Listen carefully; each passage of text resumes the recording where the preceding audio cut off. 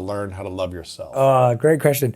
So I believe that if you've gone through, and first of all, I want to say these 4 stages are not like you finish one and then you start the other. They're always integrated. Like you're always going to be in a couple of places.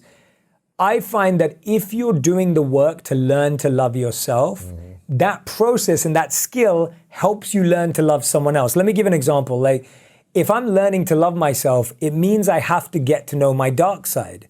It means I have to get to know my flaws. It means I have to get to know parts of myself that make me feel uncomfortable. Now, if I recognize that I have all of that in me, now when I meet someone else, I'm not surprised when they have it in them because I've already seen it in myself. And I think often if we think, oh, like I'm going to meet someone and they're not going to have any issues or they're not going to have any challenges, it's partly because we haven't necessarily worked through our own. And so I think if your trauma is more visible to you, if your pain and your stress of the past is more visible to you, you're actually better at being compassionate to someone else's because you can see it's something that connects us. So it's when we're afraid of our darkness or our traumas or pains or, sides of us that we don't enjoy, what happens when we're afraid of it within us or we're afraid of it in others?